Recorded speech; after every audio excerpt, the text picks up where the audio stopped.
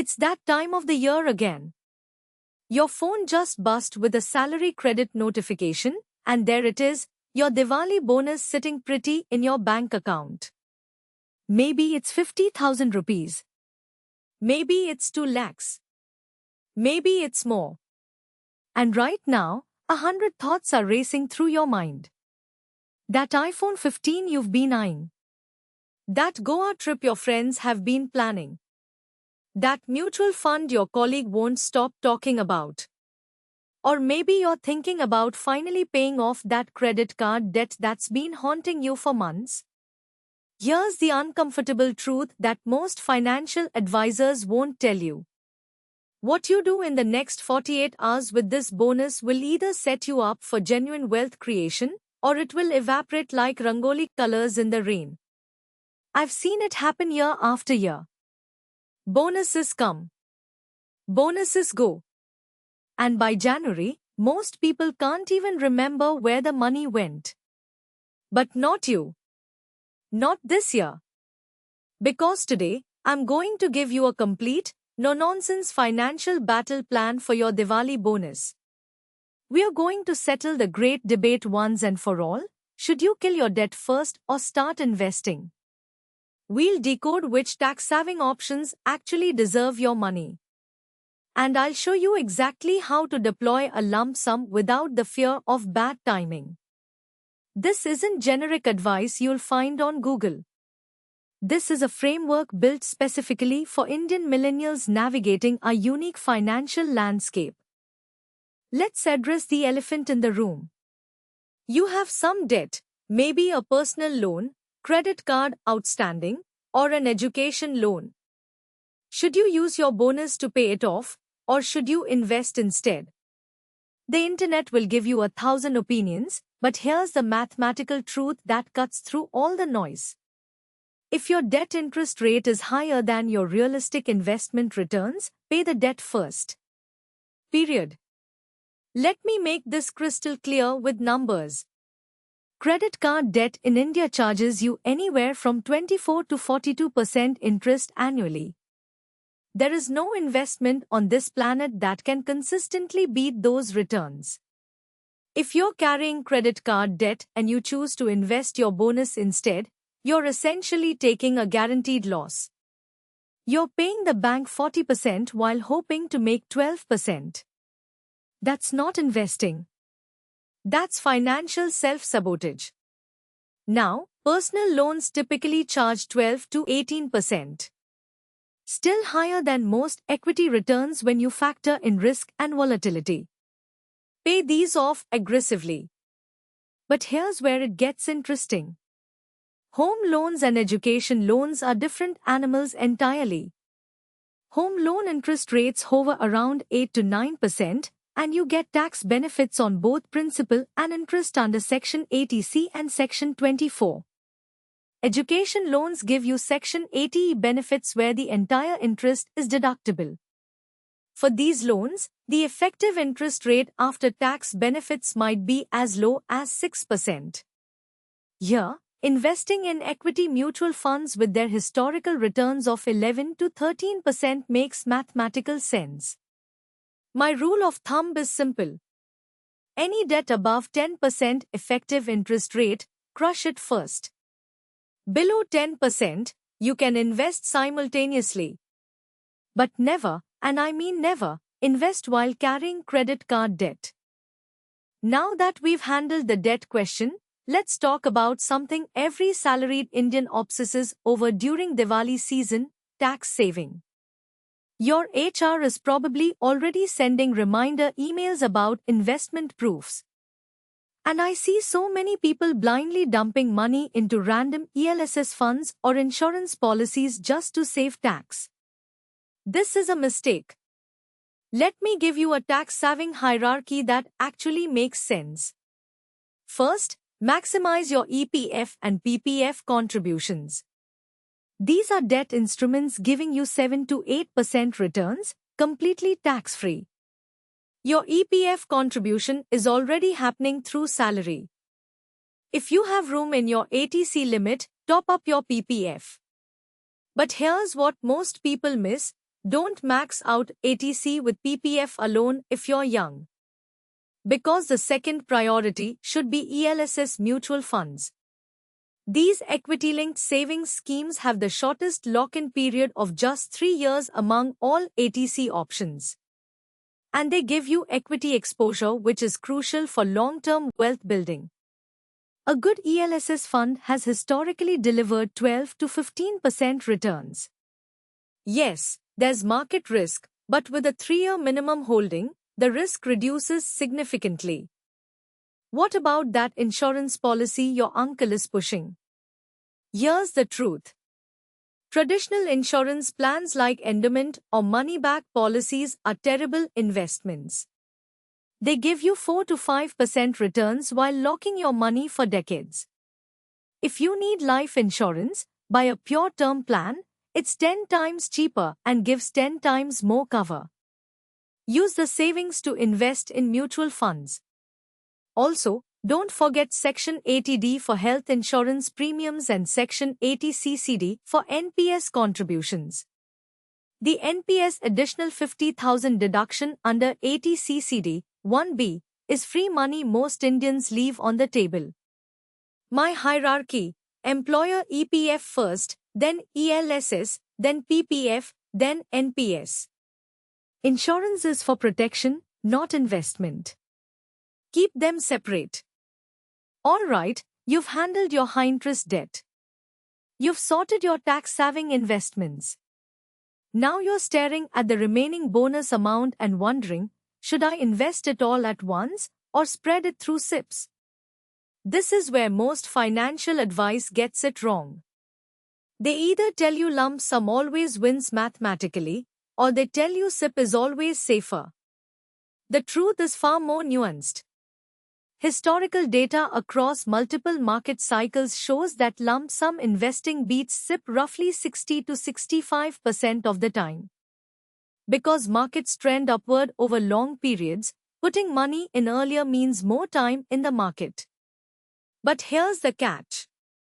Lump sum investing requires emotional discipline that most humans simply don't have.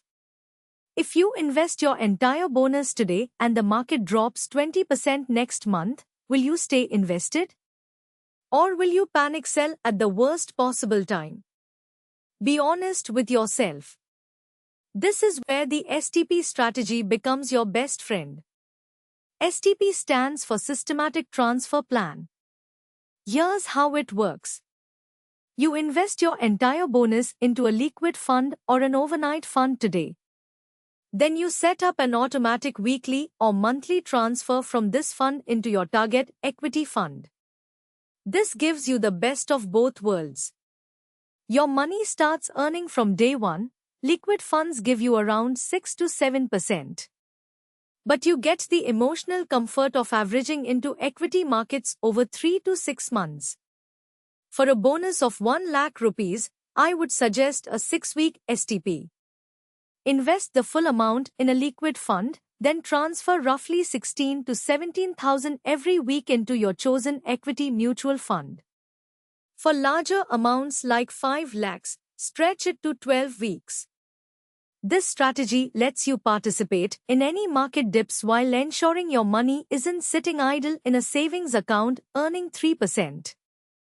Let me introduce you to a concept that separates successful investors from gamblers: asset allocation. Most first-time investors make the mistake of putting all their money into one type of investment. Usually whatever gave the best returns last year. This is how people lose money. Your Diwali bonus deserves a proper allocation framework. Let me give you one based on your life stage. If you're in your 20s with a stable job and no major responsibilities, you can afford to be aggressive. I'd recommend 70% in equity mutual funds, 20% in debt funds, and 10% in gold ETF or sovereign gold bonds. The equity portion should be split between large-cap funds for stability and mid-cap or flexi-cap funds for growth. In your 30s, especially if you have EMIs and family responsibilities, dial back slightly. 60% equity, 30% debt, 10% gold. At this stage, also ensure your emergency fund covers at least 6 months of expenses. This money stays in liquid funds, not invested in equity. If you're in your 40s or beyond, capital preservation becomes more important. 50% equity, 40% debt, 10% gold. Gradually increase debt allocation as you approach retirement. Now, where does your Diwali bonus fit into this? First, check your current allocation. If you've been investing only in fixed deposits or only in stocks, use this bonus to balance your portfolio. For most millennials, I advise, the biggest gap is usually in equity exposure. Years of FD-loving parenting has made us overly conservative.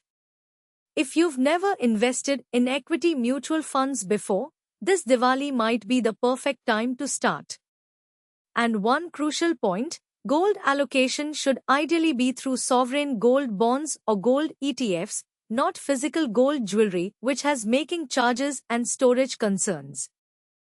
Theory is great, but execution is everything. Let me give you a concrete 48-hour action plan for your Diwali bonus. Today, in the next 2 hours, I want you to do 3 things. First, open a spreadsheet and write down your exact bonus amount. Second, list all your current debts with their interest rates. Third, calculate your emergency fund gap. Do you have 6 months of expenses saved? Tonight, make your decisions. If you have credit card debt, decide exactly how much of the bonus goes there. My recommendation, clear it completely if the bonus allows. Next, check your ATC status. How much room do you have left? Allocate that amount for tax-saving investments. Tomorrow morning, execute. If you're investing in mutual funds, choose your fund house and start a KYC if you haven't already. Most KYC processes are now digital and take just a few hours. By tomorrow evening, your money should be in motion. Either transferred to credit card for payment, invested in liquid fund for STP, or allocated to ELSS for tax saving. Don't let analysis paralysis hit you. I've seen people research funds for weeks while their bonus sits in savings account losing value to inflation. Pick a reputable fund house, whether it's SBI, HDFC, ICICI, Axis, or any other top AMC. Pick a fund that matches your risk profile. And start. You can always optimize later, but you can never get back the time value of money you lose by waiting. One pro tip, set a calendar reminder for 6 months from now to review how your bonus investments are performing. This creates accountability and helps you learn from your decisions. Before I let you go execute your plan, let me share something that goes beyond numbers. Your Diwali bonus is not just money. It's a representation of your hard work throughout the year. It's your company acknowledging your contribution. And how you treat this money reflects your relationship with wealth itself. I see 2 types of people during bonus season. The first type treats the bonus as extra money, windfall that exists outside their normal financial life. This money gets spent on upgrades, luxuries, and lifestyle inflation. By January, there's nothing to show for it. The second type treats the bonus as accelerator fuel for their financial goals. This money goes toward building emergency reserves, crushing debt, starting investment journeys, or boosting existing portfolios. These are the people who actually build wealth over time. Here's the truth nobody talks about. The difference between these 2 types isn't income level.